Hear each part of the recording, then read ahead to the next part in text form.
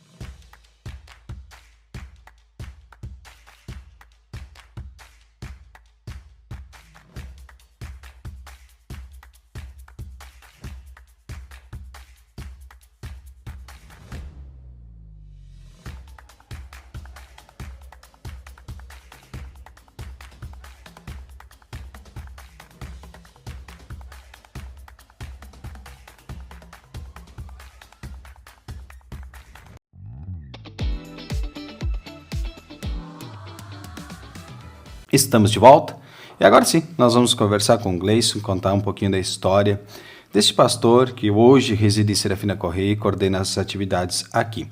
Primeiramente, gostaria de lhe agradecer, Gleison, por dedicar um pouco do teu tempo, estar aqui conosco, aqui no Sala 203, aqui no Gauchinho.com, para compartilharmos um pouquinho da tua história, da tua trajetória.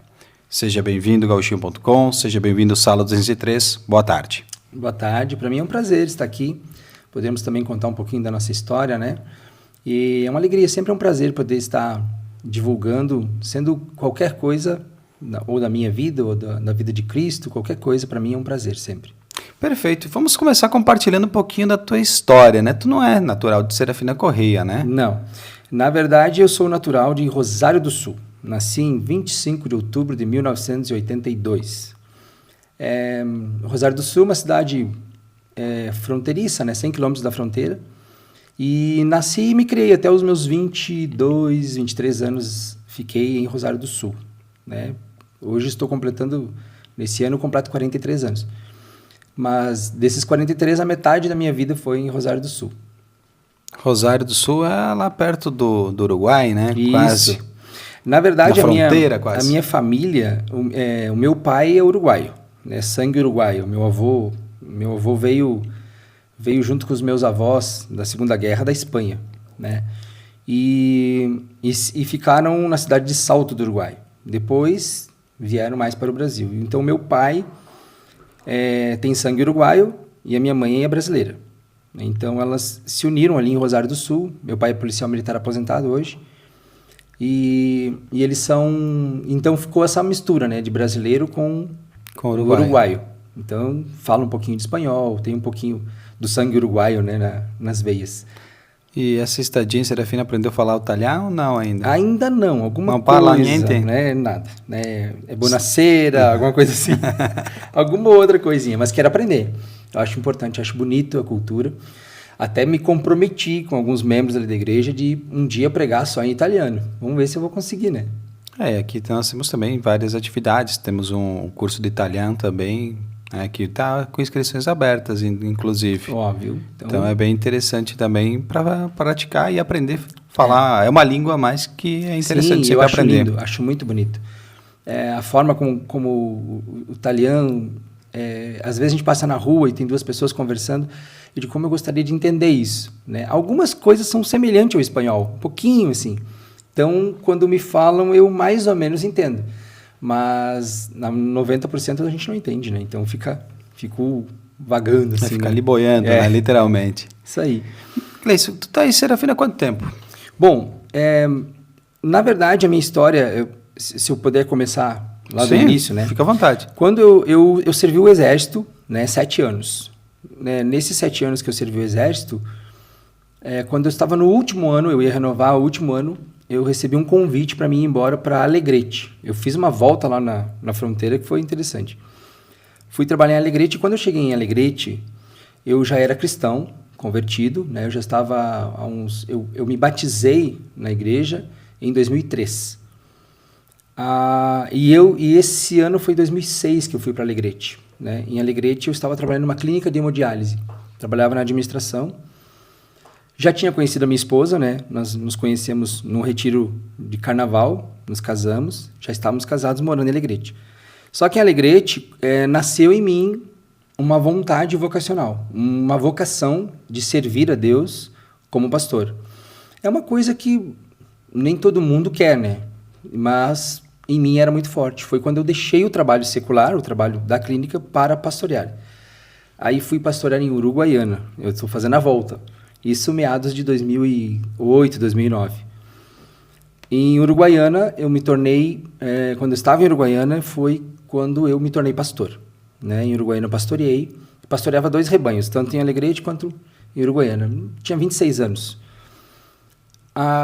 Em 2010 eu fui para Santana do Livramento, onde foi a maioria do meu ministério. 2010 até 2021, no meio da pandemia, eu fiquei em Santana do Livramento. Né? Então, todo o ministério pastoral, de louvor, eu desenvolvi ali. Em 2021 eu recebi o convite para vir embora para a Serra Gaúcha. Porém, eu fiz um tour de 2 anos, quase 2 anos, em Vacaria. Eu fui para Vacaria, fiquei 1 ano e 10 meses lá, e aí parei aqui 2 anos atrás, em abril agora em abril fechou 2 anos que nós estamos morando aqui em Serafina, porque eu fui transferido para pastorear a Igreja Batista Nacional aqui em Serafina. Aí veio para Serafina Correia, há 2 anos praticamente tu já está na cidade, já está bem habituado com... Sim, parece que nasci aqui. Eu amo, a minha esposa também, a gente ama essa cidade. Sempre digo, vida de pastor é uma vida meio... A gente não sabe para onde o vento vai soprar. Mas o meu pedido, a minha oração sempre para Deus é assim, Deus, se eu puder morrer velhinho aqui nessa cidade, me deixa eu morrer velhinho aqui na cidade, porque a gente gostou muito de Serafina. É uma cidade bem agradável e também recebe bem as pessoas que vêm de fora, né? Eu também venho de outra cidade, mas a Serafina recebe muito bem as pessoas. Ela é uma cidade familiar, é uma cidade... A gente sabe que crime e violência existe em qualquer lugar, né? Em qualquer cidade que você for, tem. Mas Serafina conquistou a gente em que sentido? Eu tenho um filho de 15 anos, né? Então, ele poder andar nas ruas com os amigos dele. Isso em algumas cidades, por exemplo, Santana do Livramento é uma cidade de 85 mil habitantes, né? Junta com Rivera, dá mais de 120 mil.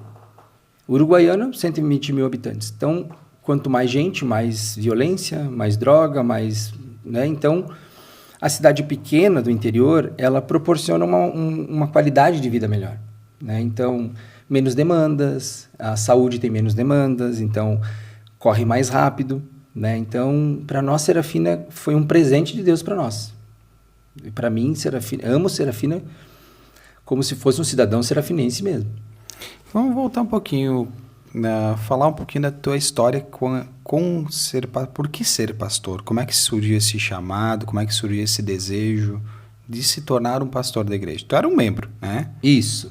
Em 2003, tu se tornou um membro, se me batizou e se batizei. tornou um membro. Isso. Ok. Na verdade, eu fui criado numa cultura bem tradicional gaúcha, né? Em Rosário do Sul, meus pais, eu tinha 6 anos, minha irmã, eu tenho 2 irmãs, uma mais velha e uma mais nova. Minha irmã mais nova tem em torno de 3 anos mais nova que eu. Então eu tinha uns 6, 7 anos, ela tinha uns 4 anos, e nós já dançávamos, né? Dançávamos dança de salão, e era apaixonante ver dois pequenininhos dançando. E a gente começou a dançar em grupos de dança, né? Invernadas, que chamam lá eu não sei se aqui também é a mesma também coisa. invernadas. As invernadas. Então, desde os 6 anos eu dançava em invernada. E a cultura gaúcha, ela é uma cultura muito tradicional familiar, né? O cidadão que vive verdadeiramente... Hoje diminuiu um monte, mas a cultura gaúcha, ela traz uma tradição familiar, o ambiente é um ambiente familiar. E a gente cresceu nisso. Então, o meu objetivo sempre foi me manter nisso, era a minha paixão. Hoje eu estou um pouquinho acima do peso, né? Mas eu dançava chula, que era uma dança tradicional. Cheguei a competir no estado, fui 2 vezes à final do Enarte. E isso, a minha última vez foi em 2003. Foi a minha última vez que eu fui para o Enarte. Mas quando eu tinha mais ou menos uns 13 anos de idade, eu tive um encontro com Deus, assim, um encontro com Jesus. A minha tia, irmã do meu pai, mais velha, ministrou a palavra para mim e eu me apaixonei por aquilo. Então aquilo ficou gravado no meu coração e eu nunca esqueci daqueles momentos que eu vivi dentro de uma igreja. Mas eu vivia tradicionalmente, né? Vivia no CTG e fui esquecendo disso.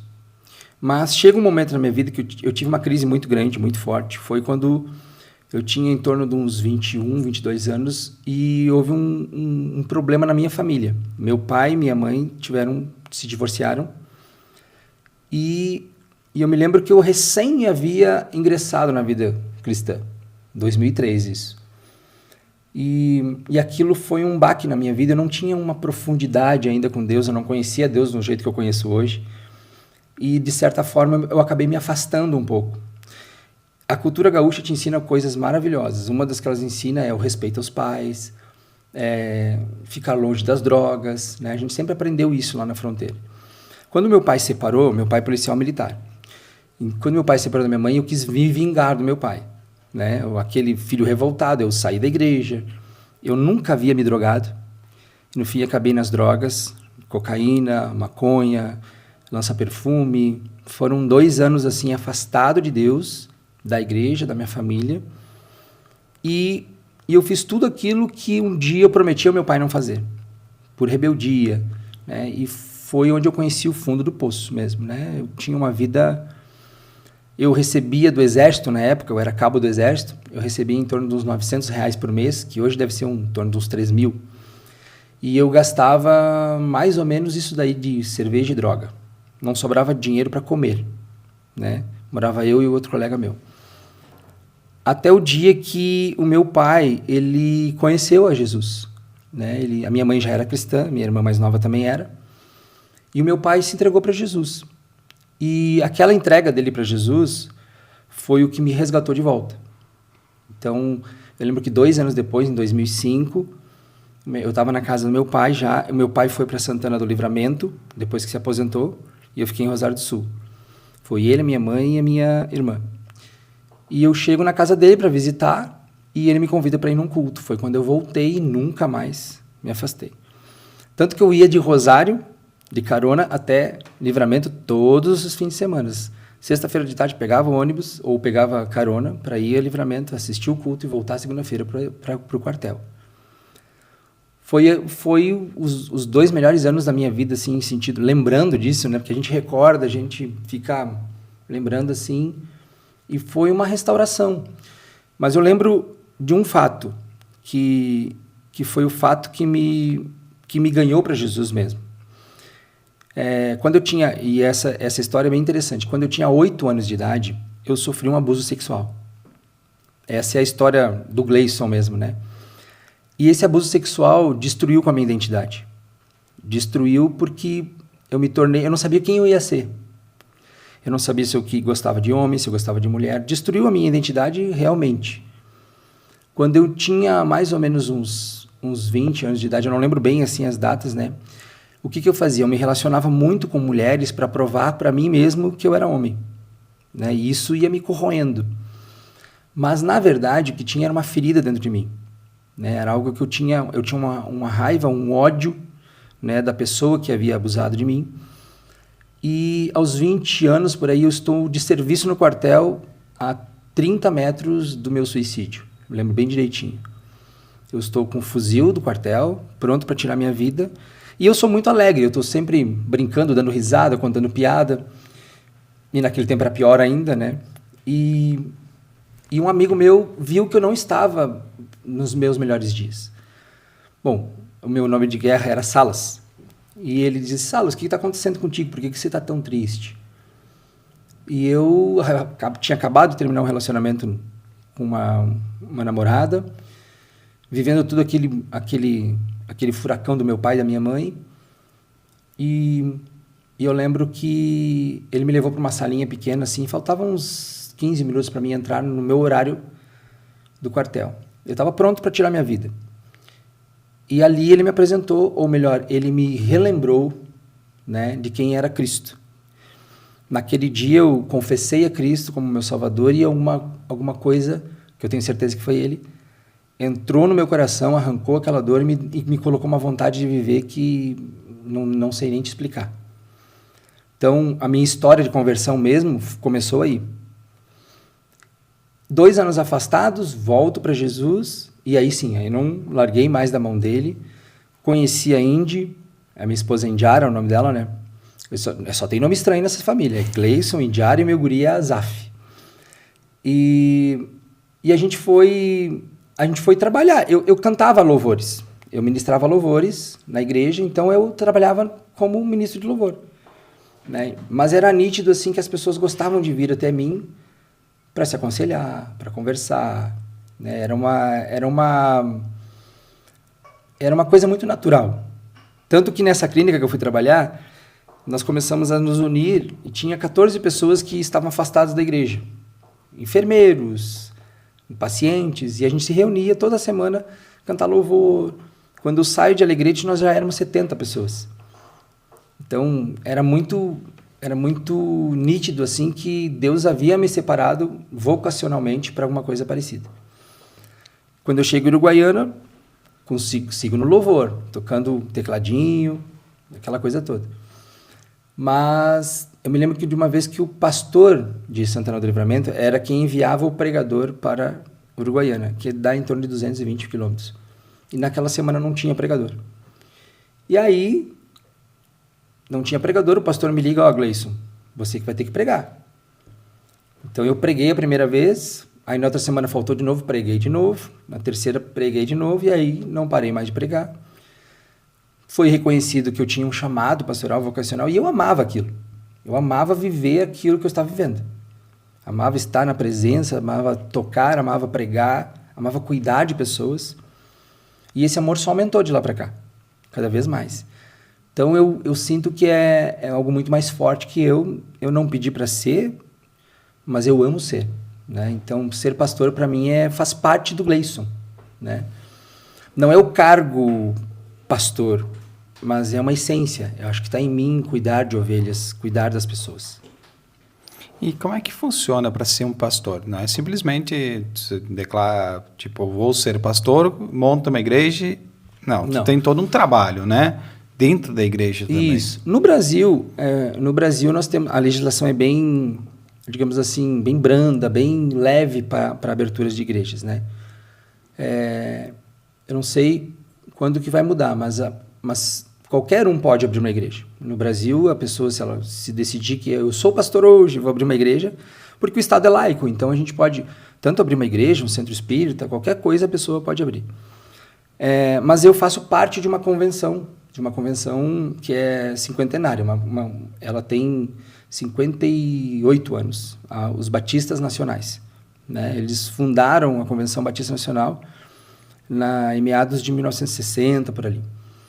Então, assim, é uma convenção antiga e ela tem um processo avaliativo. Tanto que agora, nessa semana, eu e mais 2 pastores daqui estávamos em Campo Bom realizando esse processo, porque é um processo de sindicância, os pastores vão identificar realmente se você tem um chamado ou não, como é que você é na sociedade, a gente visita vizinhos para ver como é que você é vizinho, vai no trabalho para ver como é que você é como funcionário.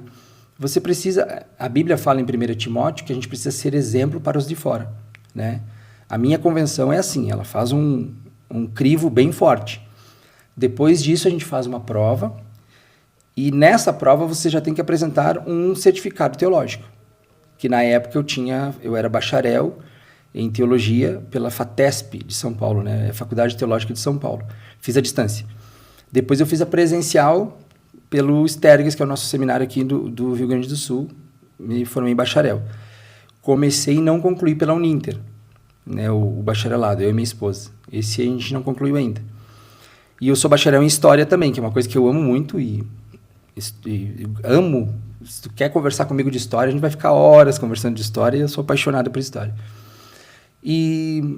Mas a gente apresenta esse certificado e faz uma prova. Passando essa prova, a gente fica 2 anos de probatório até a gente se tornar um pastor. Assim é que funciona na minha convenção, né? Ou seja, não basta somente querer. Tanto que a Igreja Batista Nacional aqui, ela é da convenção, então é a Convenção Batista Nacional que indica os pastores para vir para cá. Eu fui indicado para vir para cá.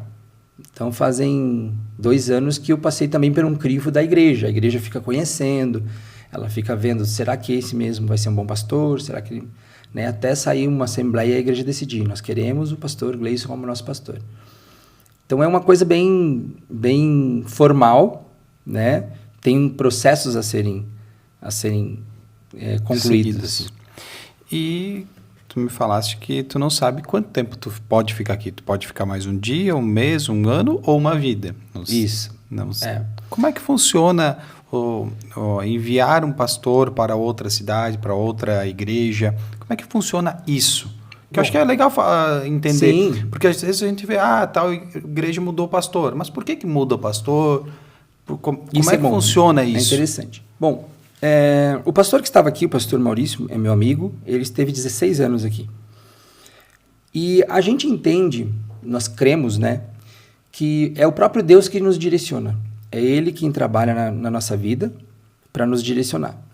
Há uns, mais ou menos, 4 anos atrás, foi quando eu recebi o convite para vir para Serafina, né? E nesse convite, era exatamente mais ou menos a época que o pastor Maurício estava recebendo, ele recebeu um convite para ir para Guaporé. Então foi E esses convites, eles surgem. Eu recebi 2 convites esse ano para ir embora. Mas os convites, eles chegam e a gente sempre coloca na presença de Deus. É Ele quem guia, é Ele quem nos direciona. E fica muito claro, os sinais vão ficando muito claros. Às vezes, por exemplo, Livramento foram 11 anos. E nos últimos tempos a gente já não sentia mesmo aquele amor, aquela paixão em fazer o trabalho lá, né? Então, o próprio Deus vai te desligando devagarinho até você se apaixonar.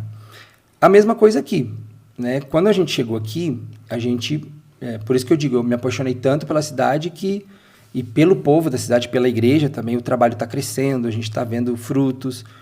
E o objetivo é não sair daqui. Eu só sairei daqui se tiver uma direção de Deus mesmo. Se Deus disser assim, não, agora é hora de você ir embora. E graças a Deus recebi 2 convites esse ano e nenhum dos 2 já coloquei na presença dele, já dizendo assim, Deus, eu estou colocando na tua presença, mas diz não de uma vez que eu não quero. Não quero sair daqui, não. Não quero, porque não tenho planos, né? O meu plano e projeto é daqui a um ano construir uma casa aqui. Então, meu filho ama a cidade, né? A igreja está crescendo. Então, o projeto há 2 anos atrás, veio um pastor para cá que eu chamava um pastor de transição, pastor Marcelo Fraga, muito meu amigo. Hoje ele está em Aracaju. Ele vem e faz uma transição, ou seja, ele vem, assume a igreja, vai projetando e vai transicionando para o pastor que está vindo, que foi no meu caso, né? Então, ele estava transicionando do pastor Maurício para o pastor Gleison. E então, nesses 2 anos que eu estou aqui, pretendo ficar pelo menos mais uns 40 anos, né? Esses dias eu falei para a Índia assim, acho que uns 10 anos, logo que eu cheguei aqui, né, uns 10 anos estaria bom, né, amor? Aí ela, 10 anos acho que é pouco. Aí já pulou para 20, já pulou para 30, agora já quero ficar 40. Já aqui. 40 tá tranquilo. Já tá bom, para mim tá bom. Porque o objetivo não é só Serafina, a gente quer estabelecer um trabalho na região, né? A região que compete a nós é Guaporé, aí traça uma linha até a Cidade das Ervas, lá Arvorezinha? Isso, Arvorezinha, depois vem subindo para... Tem aquela cidadezinha que tem do lado de Arvorezinha, que tem um nome bem estranho, só que eu não lembro o nome agora. Itapuca, e aí vem subindo. Aí vai em Camargo, Nova Alvorada, Marau, a tua cidade natal, também faz parte, Casca, Vila Maria, Montauri. Essa região aqui é uma região que a gente quer alcançar. Se daqui 10 anos eu tiver uma igreja em cada uma dessas cidades, para mim eu já estou muito feliz.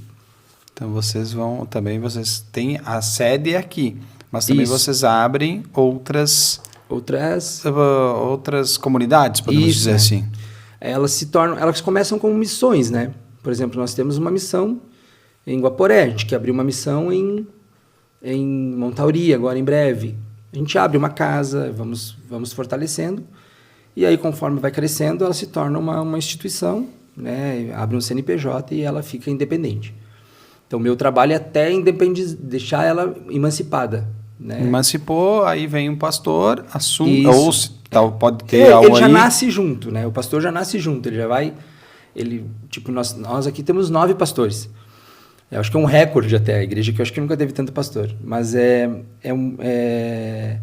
os pastores estão ajudando, auxiliando no trabalho. E alguns têm chamados tanto para presidir igrejas, outros não, outros para auxiliarem, né? É isso aí, tu perguntar, como é que funciona 9 pastores dentro da mesma... Isso, é interessante. Porque assim, nós temos uma estrutura, né? Quando eu vim para cá, eu já vim estabelecido uma estrutura. Nós somos, o nosso slogan, o nosso lema, né? É IBN Moriá, uma casa, uma família, um só coração. E esse uma casa é uma sigla também, é CASA. C é conhecer, tem um pastor que está acima do conhecer, que seria o supervisor, pastor Jean, e toda a parte de conhecimento da igreja passa por ele. Então, eu vou fazer escolas, eu vou fazer material para discipulado, é com ele e a equipe dele. O A é a adoração. A adoração vai passar por todos os ministérios de louvor, música, né, dança, teatro, as mídias sociais, tudo vai fazer parte do adoração. O S é serviço. Vai trabalhar com os diáconos da igreja, com os homens, as mulheres, os casais, Ministério da Família, Ministério Kids das crianças, é todo o serviço. E o último é o abraçar, que fala sobre evangelismo, sobre casas de discipulado, que nós temos durante a semana aqui na cidade. Em algumas casas dos irmãos tem um discipulado a cada 15 dias. Então, esse casa, ele é uma sigla. Então, ao mesmo tempo, nós nos consideramos uma casa, né? Uma casa de oração. Nós somos uma morada de Deus.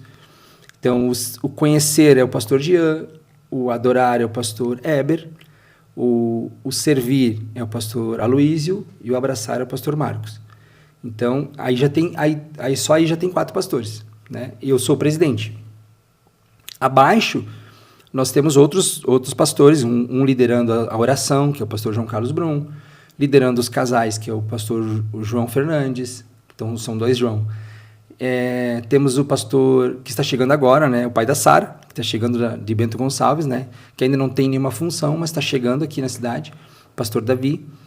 que daqui uns dias eu vou encher ele de função também. E o pastor Tiago, que é o líder do louvor. Né? Então, são vários setores com pastores, né? Então, até muitos dizem, mas não é muito pastor, não, mas para uma igreja crescer tem que ter pastores, tem que ter líder. Eu vou desse princípio. Quando tu tem líder, tu consegue andar de uma forma mais rápida também. Isso. E também tu tem pessoas que estão prontas, se caso precisa. Maduras, né? Maduras, precisa assumir algo, já tem. Exatamente. Já vai assumindo responsabilidades, mas se precisar assumir uma responsabilidade maior, já está pronto. Isso. Já Isso. temos.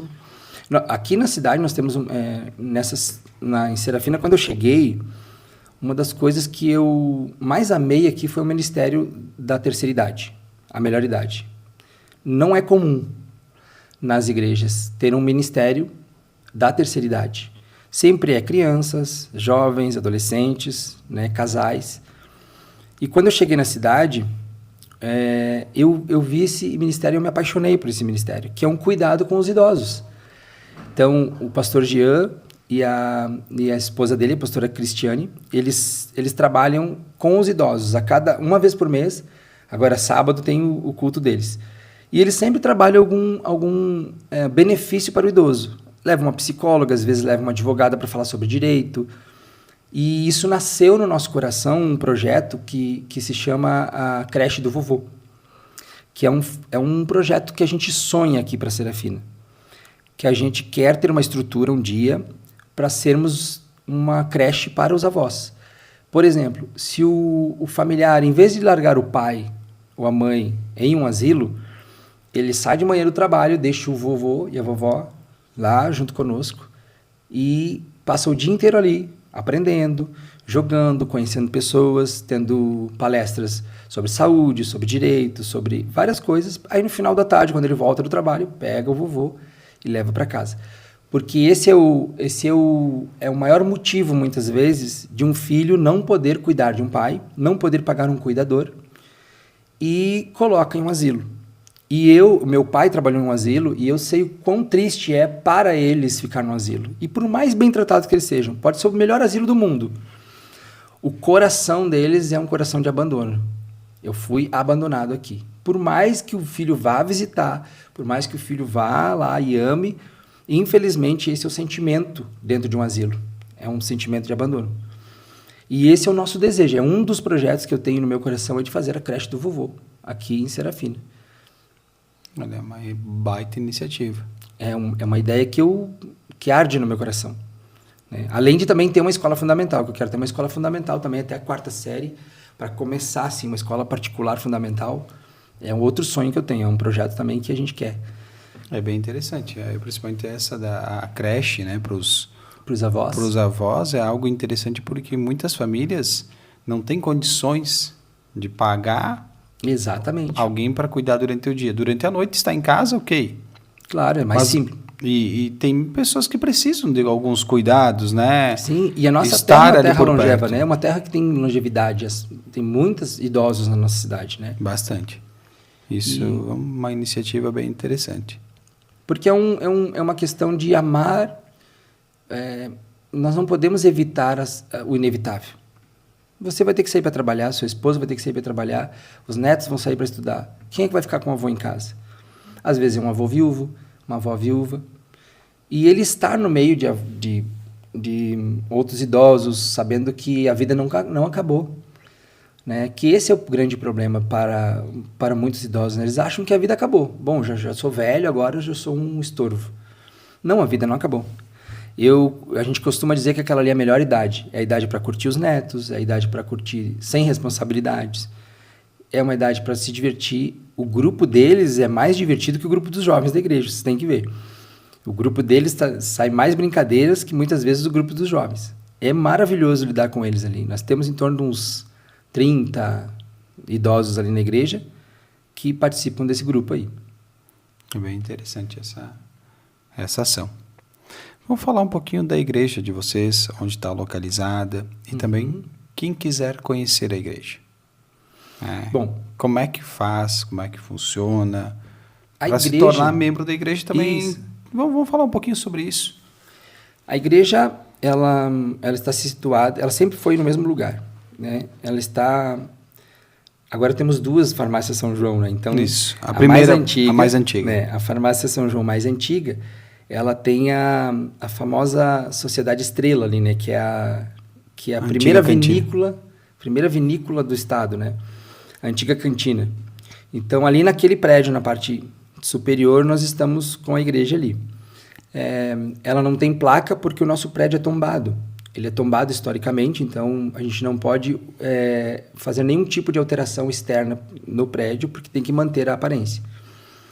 E então nós conseguimos colocar uma placa só no estacionamento agora, que se você passar ali, você vai ver pela rua Della Estela, né? Não pela rua da farmácia, mas a rua lateral. Se você passar na frente ali, você vai ver que está a placa ali. A entrada é por ali, diríamos que seria os fundos da cantina, né? Essa seria na frente da nossa igreja, na parte superior. Nós temos cultos às terças-feiras, né? Que é um culto mais voltado para a oração. E também temos culto no sábado para a juventude, às 19 horas, que é para jovens, de 100 anos para baixo é jovem para a gente. 100 anos é bem já tranquilo, tá bom. é jovem. Aí já tá bom. Quando passou dos 100 aí começa aí a complicar um pouquinho. Já vai para a terceira idade, né? Isso. E pela manhã, no domingo, às 9 da manhã e às 19 horas no verão. Agora, em junho, a gente vai puxar para as 18 horas, que é um pouquinho mais frio, né? Aí o culto da noite a gente puxa para as 18 horas. E a pessoa, para se tornar membro da igreja, basta ela frequentar. Ela começa a frequentar e ali mesmo na igreja a gente tem as informações. Se você chegar lá na igreja, está convidado para lá nos visitar, né? Sentar na cadeira, você vai ver que na frente tem QR Code com informações, tem as nossas redes sociais, tem o caminho para você se tornar. Eu quero me tornar membro, eu quero contribuir, eu quero servir na igreja. Tudo ali já estabelecemos ali pelo QR Code para a pessoa já apurar essa vontade, né? E aí fica mais fácil para a pessoa conhecer um pouquinho mais a igreja também. Para conhecer a igreja. E hoje, através das redes sociais, através da comunicação, facilitou muito também esse trabalho, né? Exatamente. Eu digo que a mídia ela é o coração de uma divulgação, né? Porque quando a gente divulga o trabalho, as pessoas começam, legal, tem muita gente que chega na igreja através das mídias. Não sabia que tinha essa igreja na cidade, que legal. E aí, ou a pessoa vem de fora, às vezes ela vem do Nordeste, como uma coisa comum aqui na nossa cidade, né? E não conhece a igreja exatamente porque ela parece estar escondida, né? Ela está atrás de uma farmácia. É diferente das demais. Tem um templo próprio, com fachada, aquela coisa toda. Nós não. Então, o pessoal não conhece. Mas aí vai na rede social, não sabia que tinha a Igreja Batista aqui. E aí acaba encontrando, né? Além disso, nós temos as casas de discipulado, que eu já falei, que elas são a cada 15 dias em casas de alguns irmãos, em alguns bairros distribuídos aqui na cidade. E aí é um tempo mais curto, 1 hora de ministração, para gerar comunhão, para gerar conhecimento, para as pessoas se conhecerem, para terem mais amizades, né? Isso é o projeto da nossa igreja ali. A igreja de vocês está localizada aqui na Della Estela, né? Então, a gente falou na antiga cantina. Antiga cantina. Que era a Sociedade Estrela. Tá de portas abertas, a hora que... Eu, particularmente, estou toda semana ali. E eu ia te falar, vocês atendem, trabalha, né, focado na igreja. Isso, meu trabalho é 100%, né, na igreja. Meu tempo integral é da igreja. Eu sou o único pastor hoje que é integral na igreja. Os demais pastores, todos têm os seus trabalhos. O objetivo é, quando crescer, nós tirarmos os pastores dos trabalhos e colocarmos no trabalho integral da igreja. Eu fico ali de terça até sábado, nos horários da manhã. Às vezes, hoje mesmo, eu estava ali almoçando com um grupo de jovens que a gente estava fazendo discipulado. Então, almoçamos com eles e vim para cá. Mas geralmente eu fico de terça até sábado, né? Terça a sexta, das 8 da manhã até 9, 10 horas da noite, às vezes, quando a demanda vai, mas às vezes, geralmente até 6, e no sábado até o meio-dia. Então, se você chegar ali e tocar a campainha, porque às vezes eu fecho, né? Como o meu gabinete ele é fechado, mas às vezes eu não vejo quem entra. Então, eu deixo fechadinho com a campainha, a pessoa toca a campainha, eu vou ali atender. Então a gente está disponível ali, quem eu e minha quiser esposa. conversar contigo, te conhecer melhor, Um enfim. aconselhamento, quer conhecer mais a igreja. Tu tens redes sociais também? Sim. Pode ser, talvez, como meio de comunicação também por aí. Né? Nossa igreja é @IBN Moriá e eu @Gleison Salas. Né? A pessoa pode procurar ali e entra em contato. E geralmente, como eu sou ruim de agenda, então eu deixo com a secretária. A gente tem uma secretária e aí a pessoa me procura, eu passo o telefone da secretária e a pessoa já organiza tudo a agenda. Né? Deixa tudo bem organizadinho. Isso. Deixa eu falar, para nós finalizarmos, o que significa Deus para ti?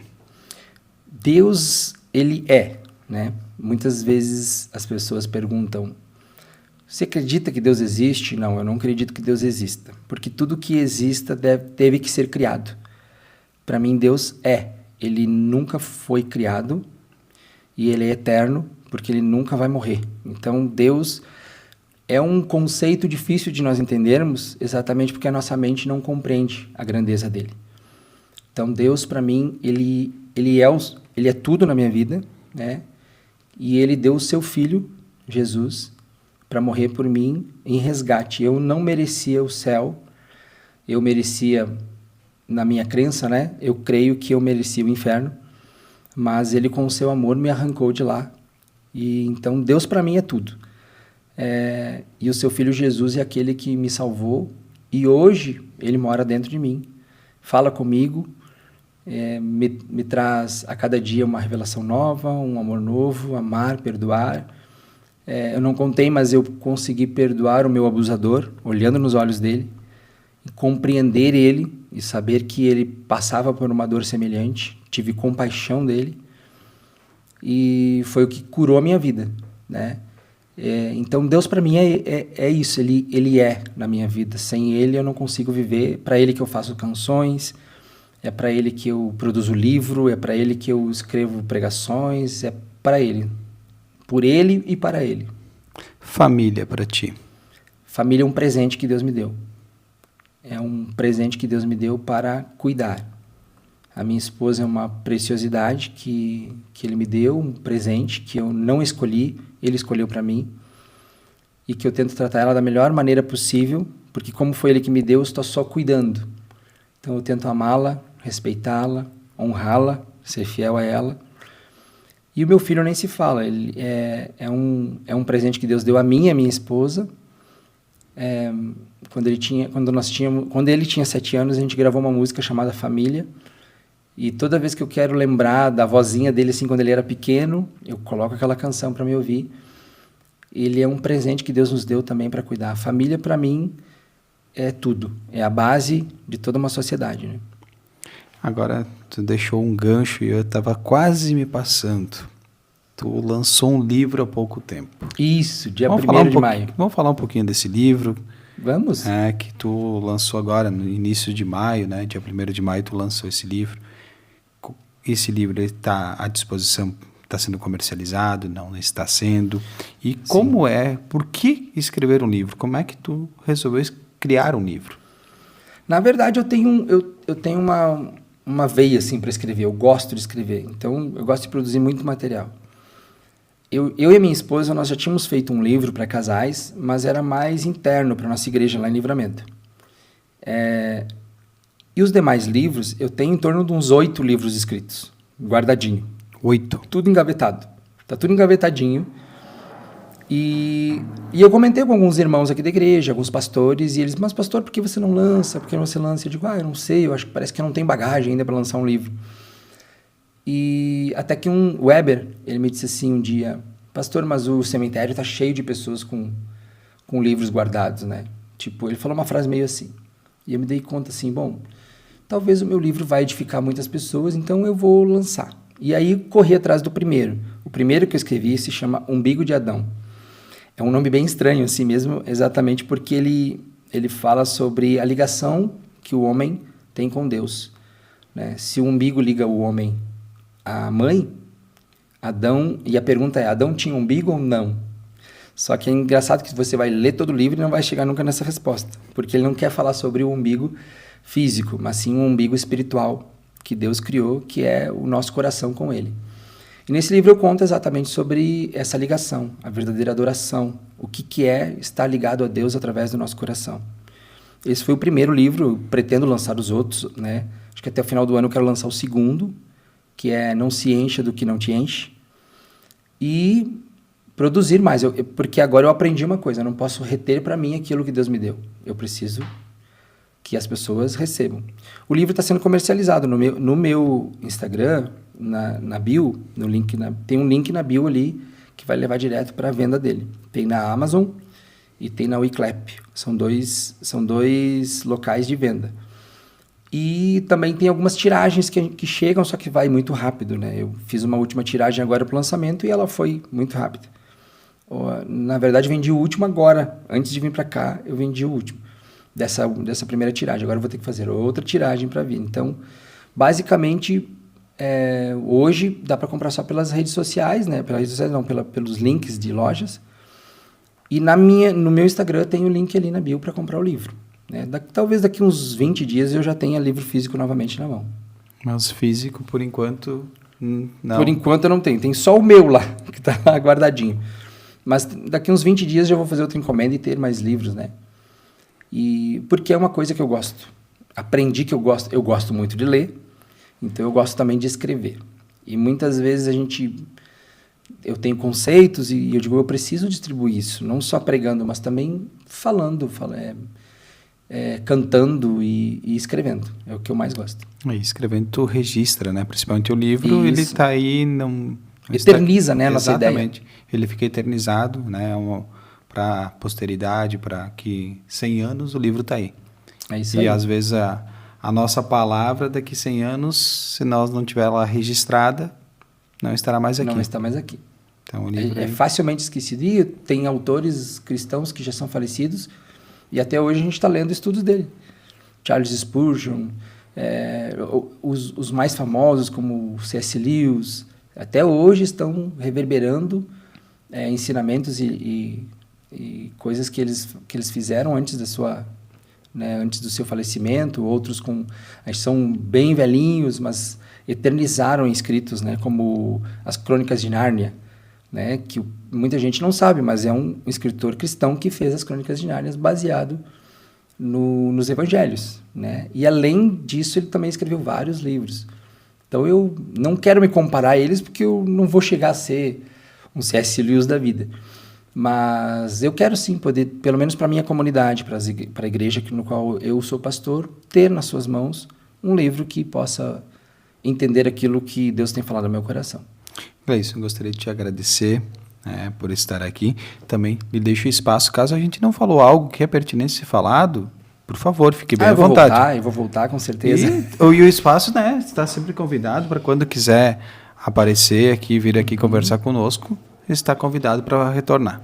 Eu que agradeço, né? Para mim foi um privilégio estar aqui e eu creio que essa é a primeira de muitas. A gente vai estar mais junto aí e eu creio que, em nome de Jesus, a gente possa também fazer um trabalho aqui na cidade para que as pessoas possam se sentir melhor, ter um ensinamento da palavra de uma maneira mais coerente com aquilo que a gente entende, né? Trazer o caráter de Cristo para a sociedade, porque eu creio que uma sociedade justa, uma sociedade cristã, no qual tem a base na família, tem Deus no coração, é uma sociedade que vai avançar com certeza, né? Amando, respeitando, perdoando, nós vamos cada vez mais avançar e evoluir cada vez mais no meio da nossa sociedade. Eu agradeço pelo espaço e espero ter também edificado algumas pessoas que estão assistindo esse podcast. Perfeito, Gleison. Muito obrigado. Valeu. Por estar aqui compartilhando um pouquinho da tua história, um pouquinho, né, das tuas vivências aqui conosco no Sala 203. E muito obrigado a você pela audiência. A gente volta amanhã ao meio-dia. Até mais.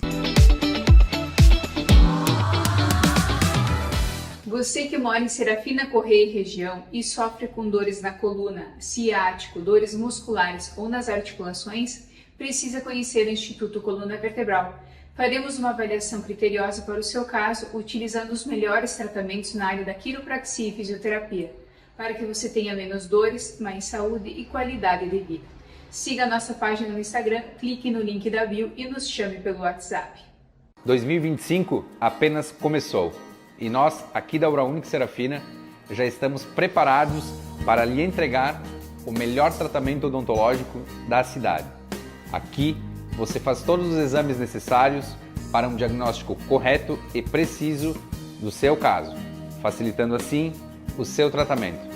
Estamos preparados e apostos para lhe dar a melhor experiência no seu atendimento. Então, entre em contato agora mesmo e agende a sua avaliação. É simples, rápido e fácil e pode mudar a sua vida.